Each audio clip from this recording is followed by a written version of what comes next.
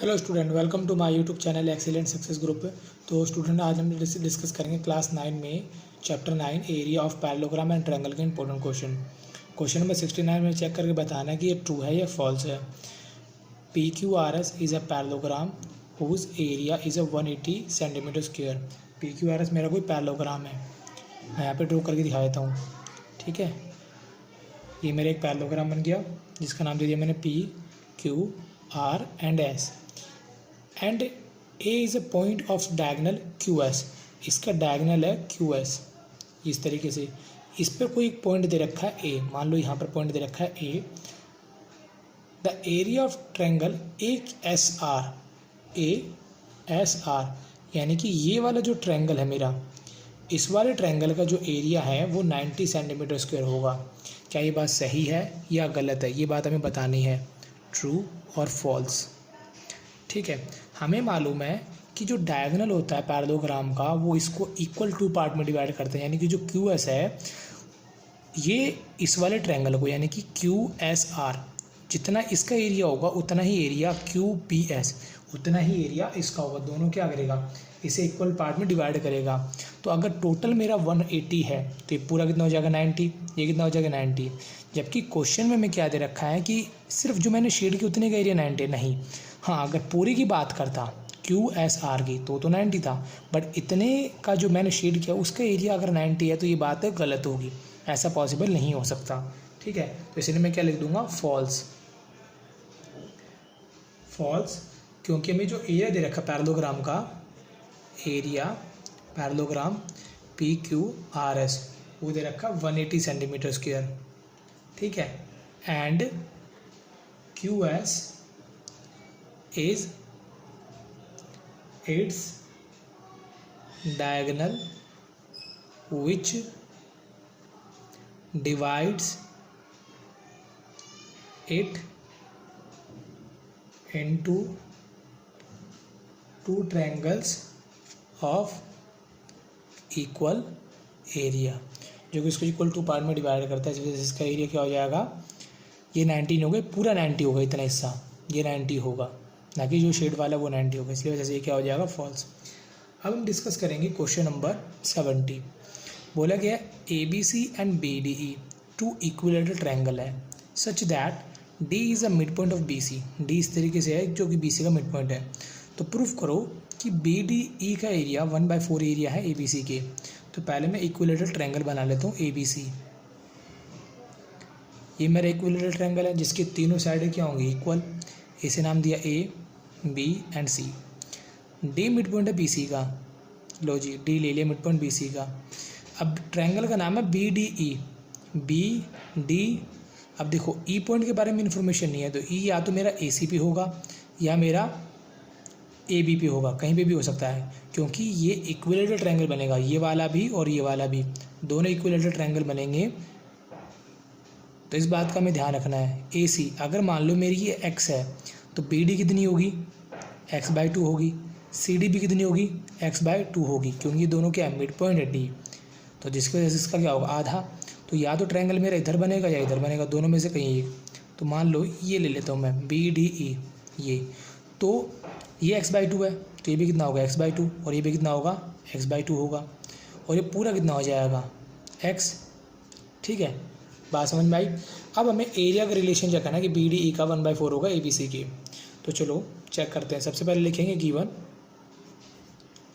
Triangle A B C and triangle B D E are two equilateral triangle है। ठीक है, जिसमें let side of A B C, जिसकी side को मैंने क्या माना हुआ है, एक्स माना हुआ है। ठीक है, और यहाँ पे दे रखा D is mid point of B C, जिसकी वजह से जितना मेरा बी डी उतना मेरा सी डी, और दोनों क्या होंगे, हाफ ऑफ बी सी की। अब देखो इसकी साइड मैंने ए बी बी सी ए सी तीनों को मैंने एक्स माना हुआ है, तो मेरी कितनी हो जाएगी, x/2 हो जाएगी। और हमें 2 प्रूव करना है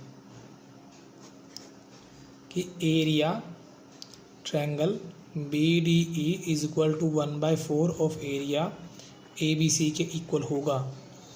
तो हमें मालूम है area of equilateral triangle formula होता है √3/4 साइड स्क्वायर।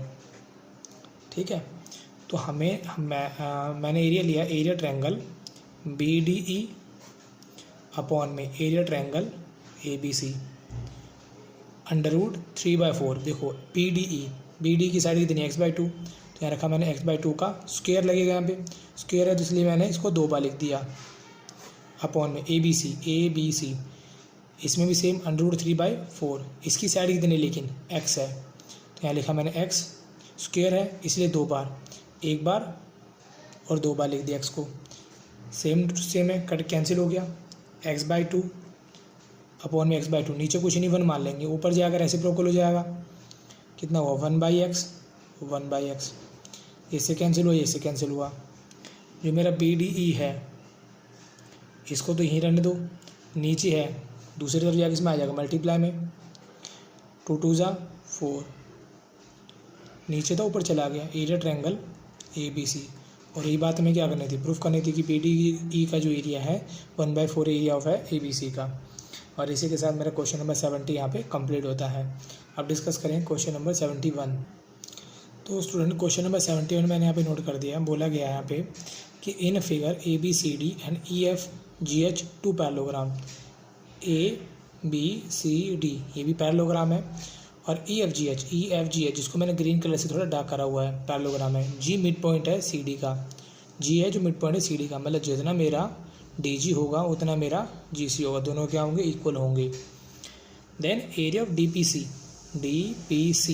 इस रेड वाले पोर्शन का जो एरिया है वो इक्वल होगा हाफ ऑफ एरिया EFGD, इस वाले पैरेललोग्राम के हाफ के इक्वल होगा। चेक करनी है बात ट्रू है या फॉल्स है। तो सबसे पहले हमारे पास है गिवन पार्ट, गिवन है 2 पैरेललोग्राम है, पहला पैरेललोग्राम है मेरा ABCD एंड दूसरा पैरेललोग्राम EFGH, 2 पैरेललोग्राम हो गए, जिसमें G दे रखा है, G इज़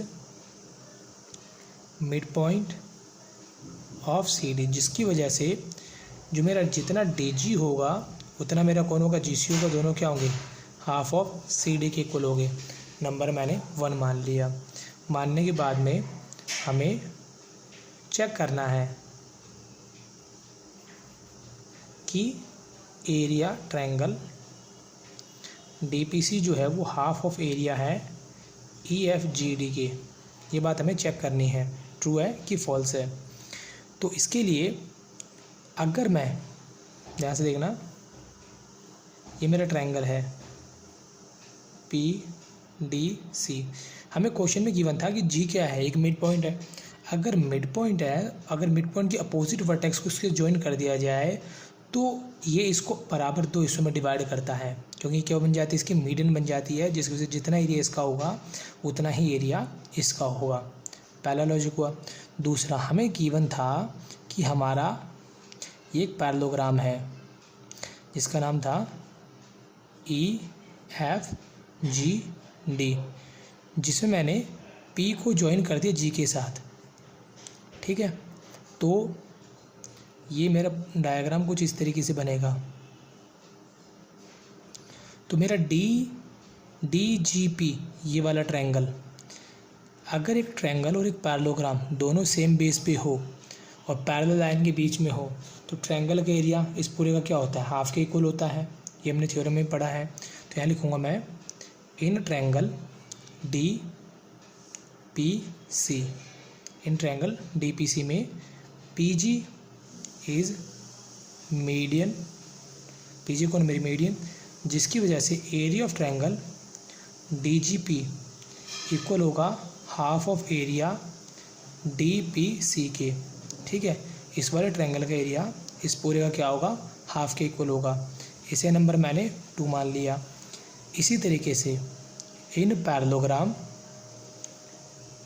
EFGD जो मेरा ट्रायंगल है, ट्रायंगल DGP,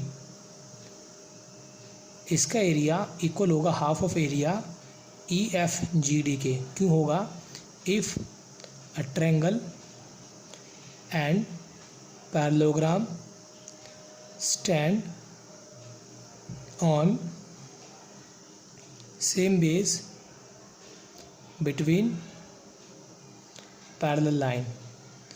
अगर एक ट्रायंगल और एक पैरेललोग्राम दोनों एक ही बेस पे हो, बिटवीन पैरेलल लाइन के बीच में, तो ट्रायंगल का एरिया पैरेललोग्राम के हाफ के इक्वल होता है। इसे नंबर मैंने 3 मान लिया।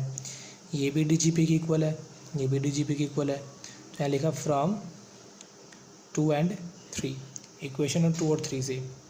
ये भी DGP के इक्वल है, ये भी DGP के, तो दोनों को इक्वल कर लिया मैंने। 1/2 एरिया DPC, 1/2 एरिया EFGD।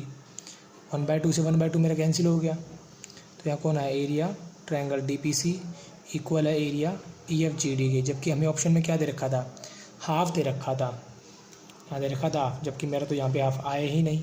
तो यानी कि जो स्टेटमेंट गिवन है, गिवन स्टेटमेंट इज़ फॉल्स। क्या होगी, वो फॉल्स होगी। और इसी के साथ मेरा क्वेश्चन नंबर 71 यहाँ पे कंप्लीट होता है। उम्मीद करता हूँ स्टूडेंट आपको क्वेश्चन समझ में आ गया होगा। अगर आपको वीडियो अच्छी लगी तो वीडियो को लाइक करें, शेयर करें, कमेंट करें और इस चैनल को जरूर सब्सक्राइब कर लें। मिलते हैं अगली वीडियो में। Okay, bye bye, thank you.